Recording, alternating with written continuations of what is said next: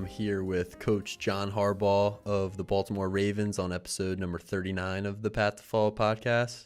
Coach Harbaugh, thanks so much for joining me today on the episode, and I appreciate your time. Great to see you too. No, I appreciate it.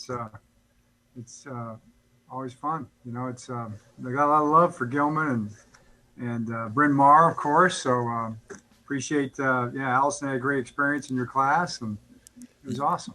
Yeah, it was great to get to know her, and when I reached out to her to see if you would be willing to come on this podcast, she gave me two pieces of great news. Number one, you were willing to come on. Number two, she said she's thinking about maybe studying English in college, and that's like the best news for a teacher is like, you know, that she's going to be pursuing English, and hopefully I had somewhat of a hand in that because I was in my first year teaching. I was just out of college when she was in my class, but that was awesome to hear. Yeah, definitely. You're right. That's a rewarding thing for a teacher, and yeah, that's what she's talking about now, English, and then she's got the Japanese piece, and then she's thinking about law school maybe, but you know, right now she's just trying to get through Tuesday, I think, you know, and do okay on Tuesday. But she's doing great, and no, she really enjoyed that class that you had, and I got her going writing and just the reading and the interpretation. She talked about the interpretations of the different things you guys were reading, which is really fun. You know, as a parent, you love seeing that, and they start getting stimulated a little bit. And yeah, thank you for that. No problem. Yeah, it was a lot of fun, and you know, I tried to focus on writing a lot in that class because I think writing is such an important skill. Like, you know, for kids, even if they don't study English or pursue English at all, knowing how to write is just so important for any career that you choose to pursue, I would say. Yeah, you know, you're so right. And it's interesting because I think it's kind of a lost art, like, except for some of the really good schools or really good teachers. And, you know, I know she's doing really well there right now. And the writing part of it, I see all of her assignments. I mean, it's all it is. Mm-hmm. It's just writing all the time, you know. And man, if you haven't written a lot coming into college, I would think it's just like you said, it's almost become a lost art nowadays. Yeah, and I know so many people who are even sending emails out to people, and they're just racking their brains. How do I phrase this? What do I say here? And if you have some experience and some knowledge in that regard, it makes it a lot easier to communicate with people, which is so important. Yeah, definitely. Most definitely. So I started this podcast here at Gilman in October, and I'm working with Cesare is our technology guy. He's here. So he's helping me out with some of the tech stuff. But what I really focus on in these podcast episodes is your story and kind of how you got into coaching and inspiring people and leadership. And I've done a few episodes with some of the coaches here at Gilman about building culture and building family and some of those pillars of success. So I think maybe we can start out with kind of your childhood, your experience growing up, and how you were influenced as a kid in the sport of football, and really what drove you to kind of get into coaching as a profession. Yeah, Jake. Well, thanks for having me on. I really appreciate it. It's a cool podcast. You know, we love Gilman and Bryn Mawr, and you know, it's a big part of Allison's life, and you were a big part of her life. So appreciate that. With the English, you got to really enthuse for English. You know, my dad always says, "Attack the day with enthusiasm unknown to mankind," and you kind of gave that to her in English, and I really appreciate that. So she's carrying that forward at Notre Dame now. So thank you. And that's kind of where it starts, really kind of with our parents. You know, my dad, as far as the coaching part of it, we grew up with that. My dad's always been an inspirational type of a leader, a great speaker. We grew up around football players, you know. His players, he was a defensive back coach at a number of different colleges. And when we were in the main years, we were growing up, he was at the University of Michigan. So those guys would be over to the house for dinner or, you know, just to watch a game or Thanksgiving or whatever it might be. And we looked up to those guys, and those guys were our idols. You know, those are the guys that we wanted to pattern ourselves after when we were, you know, young, upcoming athletes and all that. And so that's kind of how it got started. And just from there, it just kind of grows and goes. And I really wasn't planning on coaching. I was planning on, I don't know what I was planning on, law school. I was planning on that. But my dad in graduate school asked me to see if I'd coach the running backs there the first year when I graduated from Miami University. And I mean, I was hooked by the end of the season, just being with the guys every day, the camaraderie, the joy of being a part of a team. And I've been doing it ever since. And I know competition in your household was, bar none. You had a brother, competition was just stressed by your dad and your family. Can you kind of give me an example or talk through like the level of competition in the Harbaugh household as you were growing up, and how that might have influenced you to continue with football and get into coaching? Right. Yeah. I mean, I think anybody that has a brother that, we were 15 months apart. So anybody that's experienced that knows exactly what I'm talking about. And, we grew up, of course, our dad we had we have a picture of these, we're in these little, the little white undershirt things. We're like 3 and 4 years old. And we've got them all drawn up with a number and some team. I think it was Dad's high school team. He was coaching in high school at the time. And, he'd bring us out, he'd introduce us, and we'd come running out in the little living room with our basketballs and dribble around and do layups and all that. So, he just had fun with us. I think he had 2 boys. My sister Joni came a little later, and then we just, obviously Jim was a better athlete. He bigger, faster, stronger most of the time. I'd shoot ahead, and I'd have it over him for a little while, and he'd catch up, and we'd be fighting it out, but. He's a pro athlete. He ended up being an NFL quarterback for 16 years, so I had my hands full. But we pretty much fought and competed on everything, whether it's cards or pool. Mm-hmm. In the basement, we had a little cheap pool table, or we had a basketball. We had a coat hanger basketball net for a tennis ball that we dunk over each other on. It turned more into wrestling than it probably did basketball. That's just how it is for brothers, right? That's how we grew up, and to this day, we still compete, but, I think we're closer than ever because of it. So it's more of a brother thing probably than it was a coaching thing. It was just kind of just 2 brothers, 2 boys going at it. Yeah, that's awesome. I didn't have a brother, but I have kind of the similar experience with friends growing up, and even with my sisters, there's a little bit of competition there at all times. It just makes everything more fun. But talking about the influences in your life, and maybe it was your brother in the competition, maybe your dad for sure played a huge part in that. I was thinking about being Allison's teacher my first year at Gilman teaching English, and it's probably sensible to ask you about the coaches that made an impact on you growing up and playing sports. But I was thinking, maybe were there some teachers that you had as a kid who played a part in your development as a person? Sure. As you go back through it in junior high, I had a couple teachers, Mr. O'Malley and then Mr. Moran. They were also coaches. Mr. and Dave McCarney was my 6th grade basketball coach. I'll never forget those guys. They were great coaches, because they believed in you. I can remember in 7th grade history with Mr. O'Malley, and I actually got 100% for the whole year in history. I mean, didn't get a question wrong the whole year. And the only time in my life I got an award as far as school, I got voted most likely to succeed in 7th grade. So, woo, probably because of that history class, and he was the homeroom guy. And then I can remember I had one test came back and I had one wrong. It's like, I was kind of like, wow, okay. But then he ended up saying, well, you probably got 2 wrong. He said, because there was one question that was incorrect. I got to flip it. That turned out to be the one I got wrong. It was actually right. So it's like, and he called me up he told me that at the desk, and he just was really just encouraging. He just was really encouraging about, what maybe I could do someday, and how proud he was of me. Same thing with just, the other 2 guys who were coaches. One was a football coach and one was a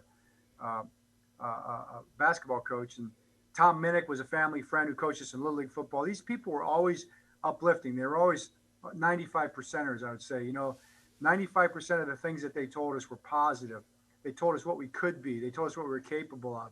They'd make the correction 5% of the time, but you heard the 95%. So put it in context, like, oh, they think I'm worthwhile. They think I have value. They think I have talent.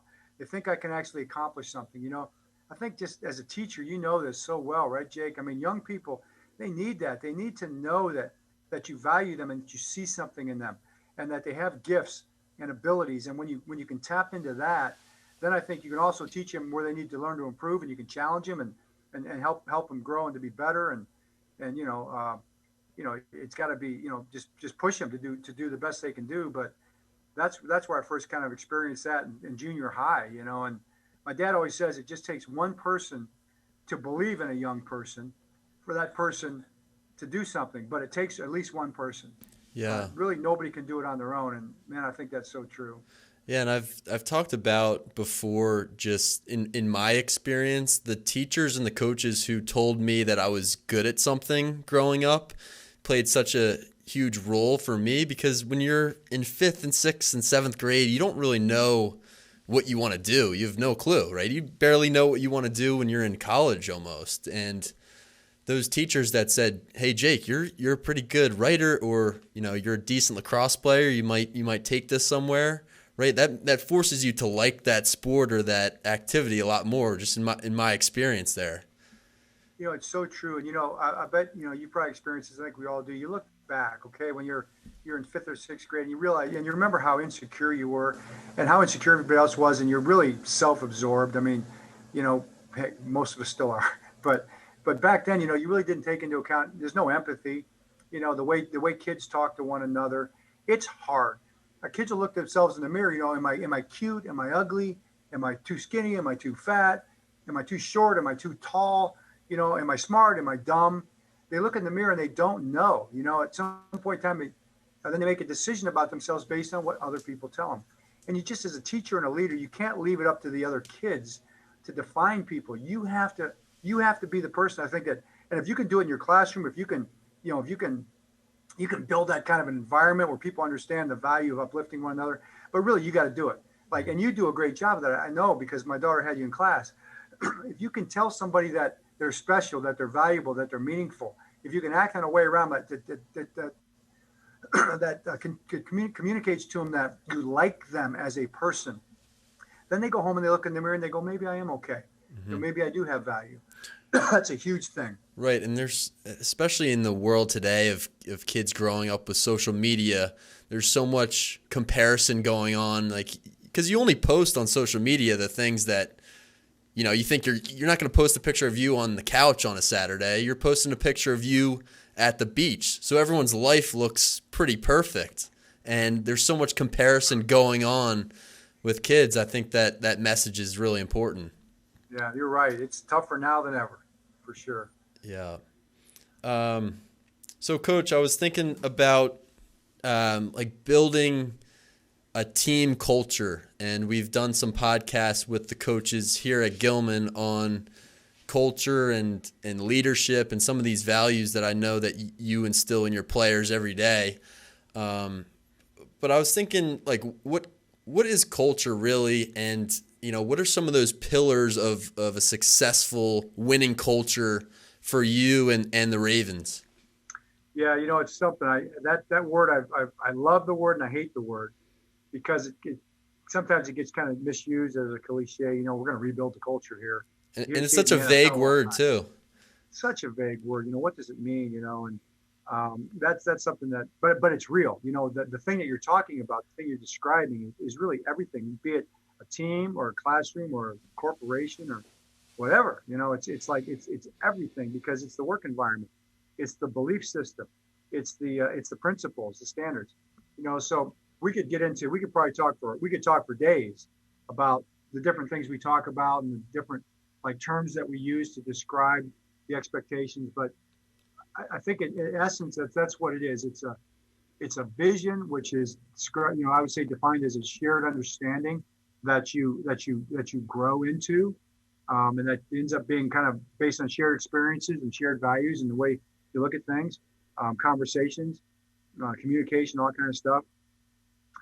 It's a worldview, not necessarily a political world, not a specific political worldview, but a worldview on what we're here for, what our why is, and what our mission is, and why we've been brought together. How do we view this together? How do we look at this? And then the principles and the standards that we stand for. We say a lot of times around here that principles are written in stone, methods are not. So yeah, the principles, we don't even have rules. We say you can call them rules if you want, but they're really not rules. I mean, nobody's obligated. We're not throwing anybody in jail around here. what we are doing is that we're trying to accomplish something. We're trying to dominate. We're trying to conquer the National Football League. And how do we do that? Well, this is what it's going to take. And these are our standards and principles, our expectations to achieve our goals and accomplish our mission. So this is what it is, and we try to hold each other accountable to live up to that and live up to it ourselves and just understand what they are. And those principles and standards are written in stone. But the way we do it, the place that we run, or the way we lift weights, or the way we practice, those are all things that we want to talk to one another about. We can find a better way to do something, then we want to do it a better way. So if you got an idea, man, I want to hear it. And if it's better, we're going to do it. And if it's not better, then I ought you to explain why I don't see it that way. I think this is a little bit better for this reason at this time or whatever. And then we can all walk away with a shared understanding that's going to take us to where we want to go. So, in a nutshell, I think I used to have a professor one time. You'll appreciate this. He was one of my poli-sci professors. I loved the man. He was kind of Middle Eastern. He was from Egypt, and he had this accent. And he said, a student one time, wasn't me because I didn't want to talk too much in class, but he said, well, and he was described like Marxism or something. And he said, well, in a nutshell, the professor interrupted me. He said, any philosophy that can be put in a nutshell belongs there. Yep. Never forgot that. I love it. So. And I know you guys talk about trust at the Ravens, big trust, and we describe that in our offices as coaches. I'm coaching lacrosse here, and I'm coaching with a guy that I grew up playing for, Coach Nostrand, and his big word is trust too. I'm thinking about maybe what are some ways that you see trust in your organization or build trust amongst the coaches and the players, and how does that idea become tangible, like a real thing for you guys? Right. Well, it's a big thing, and like any other principle, if it becomes just a word, then obviously you're right, it's not tangible and it's not reality. But I do think that we all understand, we kind of know what trust is. Do we experience it? Some better than others.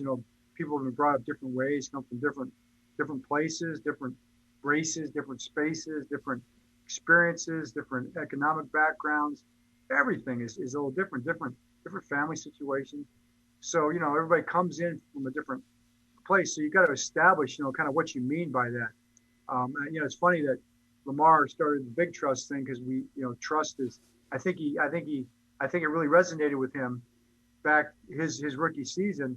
And, we were going into a big, important season. And I told the players when the season started, I said, I gave him a dynamite talk. It was an awesome opening talk, motivational. But at the end, I said, I just want you to know I made one choice, fundamental choice here. And they looked at me and I said, my choice is that I'm going to trust you. All right. I'm going to believe in you. I'm going to trust you to do the things that need to be done, who you are, what you're here, and what you're about. And that's the way I'm going to approach this season and everything we do, every drill, every weightlifting session, every study session, whatever it is. I'm going to trust you because you're here. We brought you here for a reason, and you know what it means to be a Raven, and you wanted to be here because you have, they talk all about that a lot, the Raven traits and that we're brought together for a reason, those kind of things. So that's, I want you to know it's not something that like I've never done before, but I don't think I've ever expressed it. And the players looked at me like they were shocked, like they'd never heard that before. And that just like took a burden off of everybody. Like, wow, coach trusts me. I don't have to prove myself every second. He believes in me. He believes he believes I stand for what we stand for. And I just come in and focus on the business of getting better every single day. And then, and I think we also express that like just by, someone like Lamar, just by drafting him and building our offense around him when most people were critical of that move and didn't believe in that move. So it's got to be tangible as well. But once you as the leader, I think, start from that place, but then, everybody else kind of has permission and freedom to follow suit. Where it goes from there, is where it goes from there. And that has a lot to do with, obviously being trustworthy and being honest and all those kind of things. And sometimes that means hard conversations, but without trust, dysfunction follows for sure. And with trust, I think function follows, and it's just the key element to success, really, whether it's a family or anything. It's the number one element.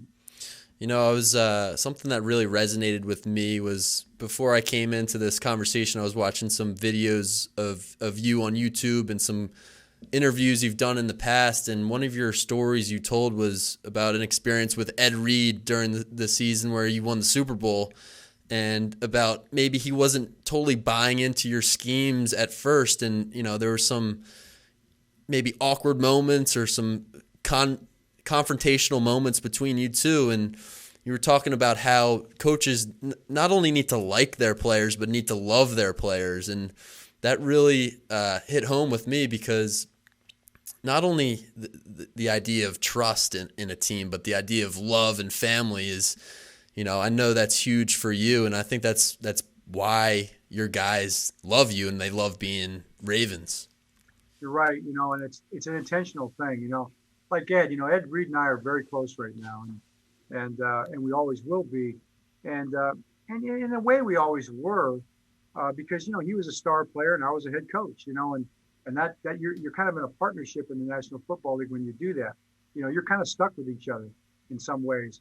But when I came in, we did things a lot differently than, and Brian Billick did a great job, and it was his way of doing it, and they did well. But they hired me for a reason, and they wanted something different, and you have to be yourself. And like I remember talking to Steve, right there at the end, and basically saying, this is he and I talked for many hours about his vision and my vision, and who I was and what he was looking for and all those things. But in the end, you finally got to say, this is who I am fundamentally. This is what I believe in. This is what this is what I'm going to do. This is what I see needs to be done.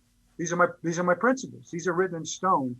And I said, that if you're not comfortable with that, then please don't hire me, because I'm not going to change those things. And fortunately we did see it the same way, and that's why we're still together going into year 14.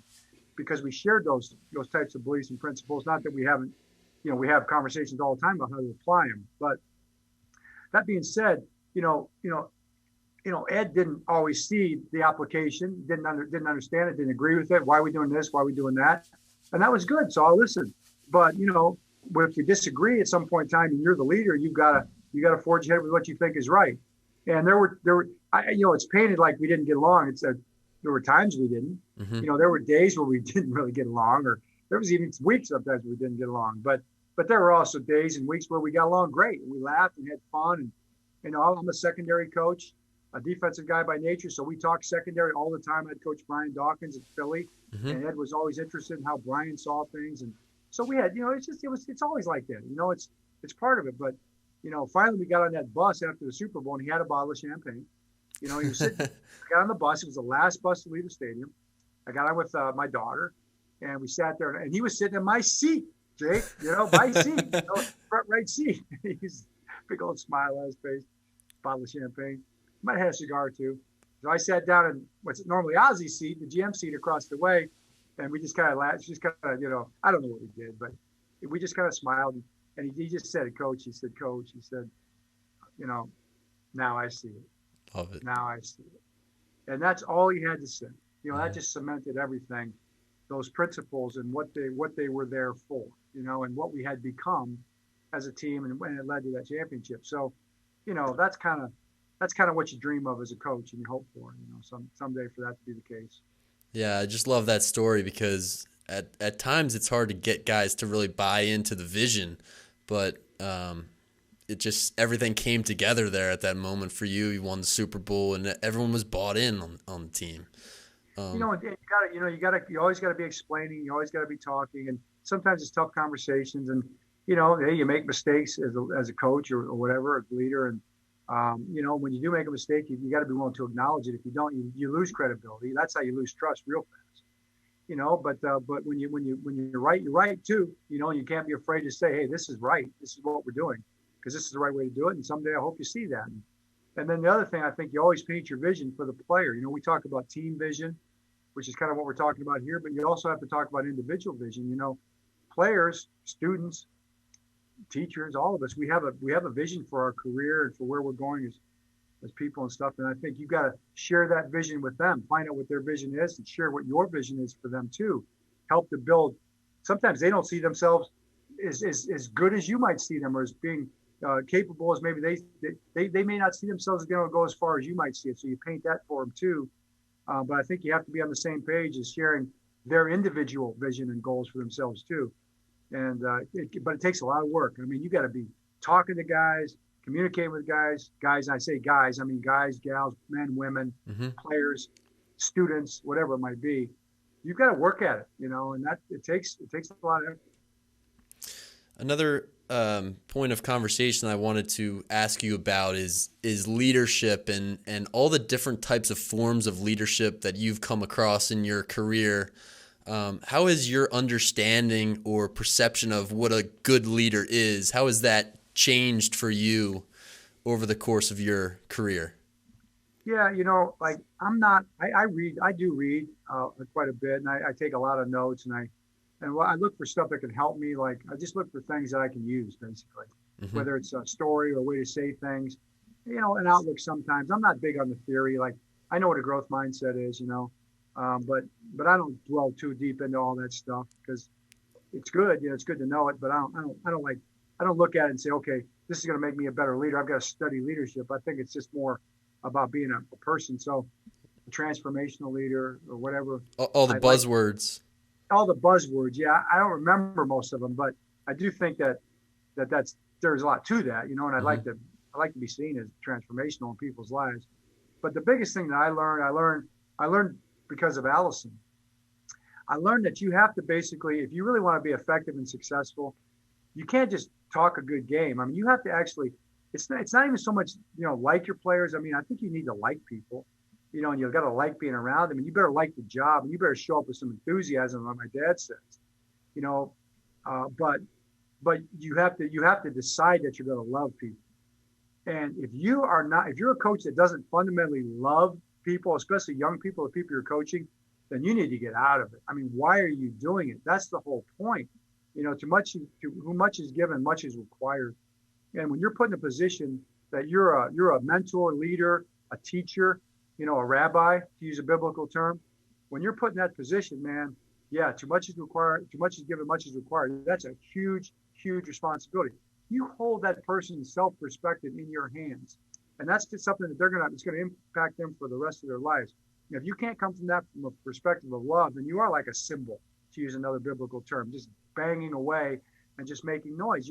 I don't care how much knowledge you have about the sport; it's very meaningless if you don't come from a place of love for the people that you're coaching, because you're just not going to have any kind of an impact. And you're really, So I saw Allison. I'd see the coaches who I thought were really good, and the teachers who I thought were really good, because I could tell by the way she responded to them. And I would ask her, what they say or what they do, and I could see that the ones that poured into her and made her, built her up and helped her to see the vision for herself and what she could be. She had a seventh grade lacrosse coach, the first coach that really did that for her. Then she had a seventh and eighth grade softball coach. They were both men that coached her, and they poured into her and helped to create a vision so that she could really be good. Man, I just, as a kid, as a dad, because I love my daughter, so as a dad, I could see that they were treating her from a perspective of loving her. It just, oh, it transformed me to see that's my obligation and my responsibility. I always believed that, but they say sometimes until you have a kid, you really don't grow up. I Mm-hmm. really do think in that moment you really kind of do, boom, things change.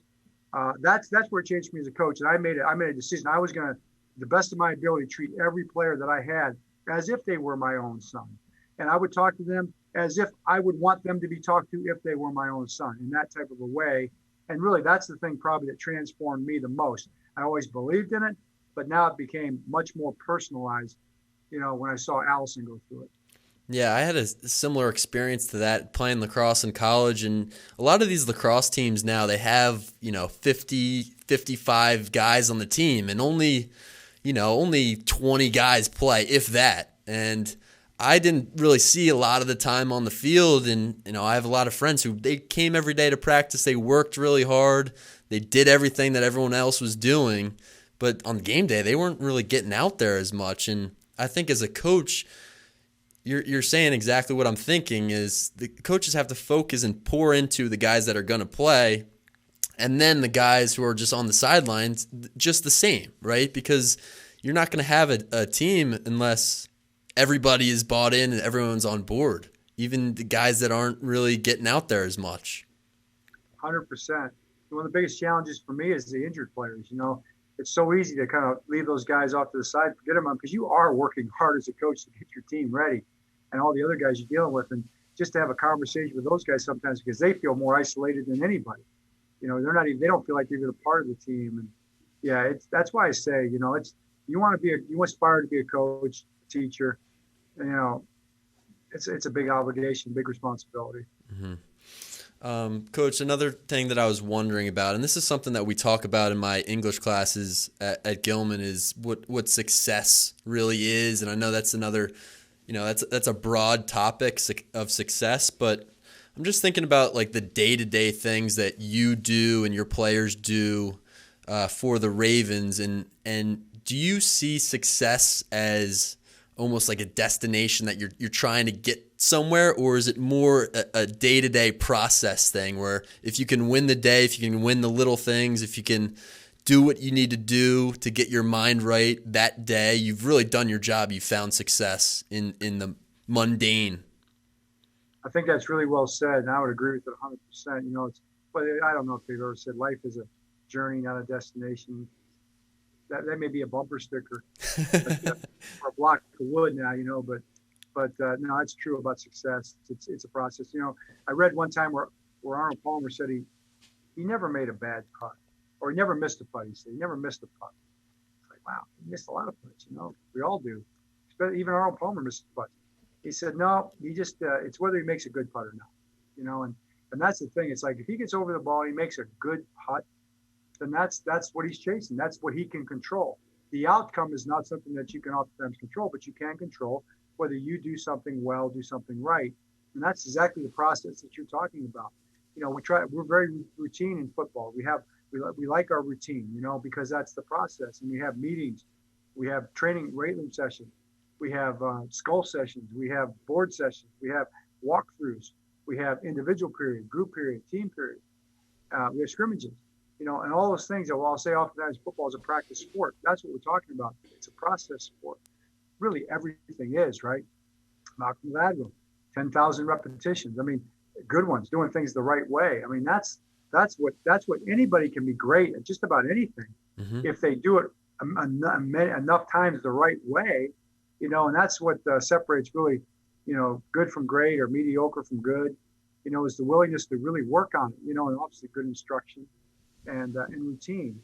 I think persistence, relentless persistence, is really the key to anything, especially success. And it's not about outcome. It's not about outcome.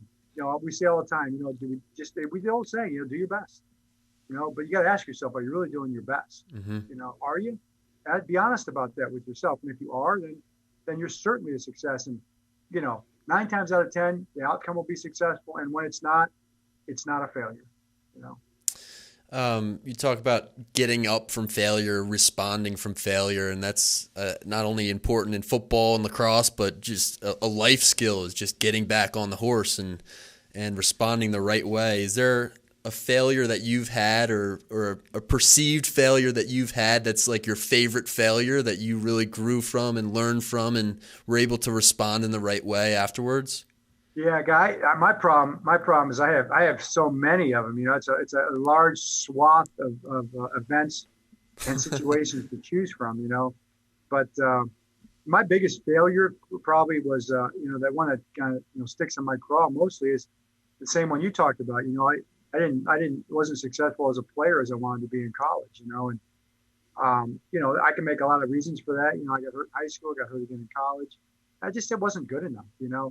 Worked really hard. I don't think anybody worked harder than I did, and it just never really paid off in playing time and that kind of thing. And that sticks with you the rest of your life because it matters so much to you. And my self-image was so wrapped up into that part of it.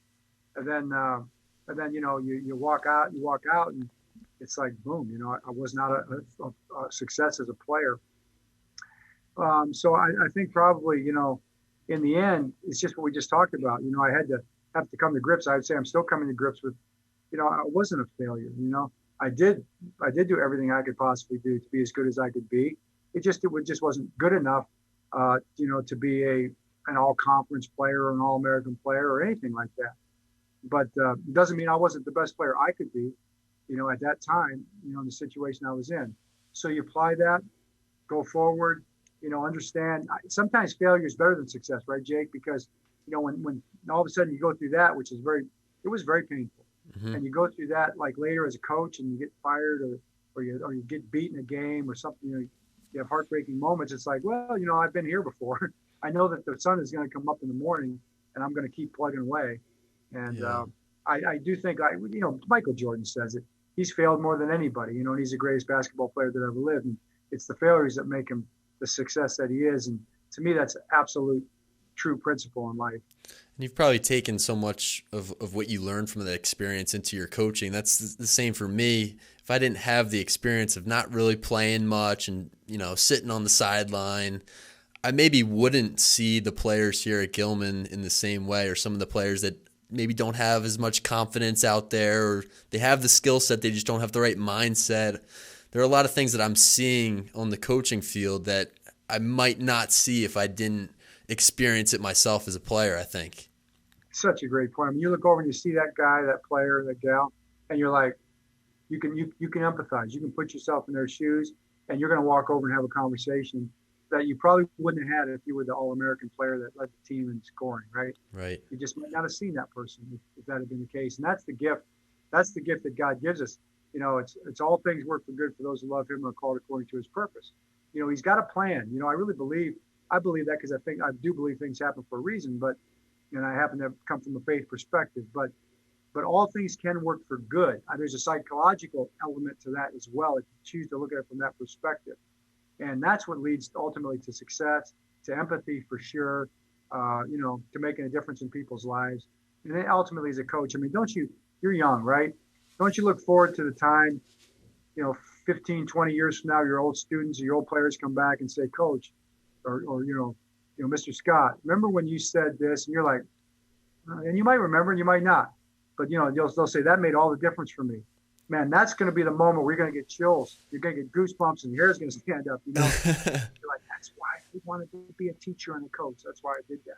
Right. And to be honest with you, when Allison told me that she was thinking about studying English, that was really my first experience of a student like really taking an interest in I was in my first year teaching. I really didn't feel like I was doing that great of a job. I was trying hard, but I didn't know what it looked like, what good teaching looked like. It was a different thing for me. And when she told me that she really enjoyed the class and she might study English in college, that made my week. I was like, Allison, you just made my week.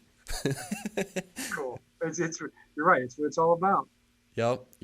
So, Coach, did you happen to bring or think of a book recommendation? That's one thing that we do on the podcast, and I don't know if you thought of anything, but yeah, I did. I do a lot. I read a lot of biographies and stuff like that, but I also read some of these just things that I read. A couple of people. You ever heard of Mark Batterson? He's actually a pastor down in the National Church down in D.C., and he's a great writer, and he's done some great things. So this is the latest one I'm reading right now. Win the Day: 7 Daily Habits to Help You. It's a biblical, faith-based perspective on just being successful, the things that you're talking about, the principles.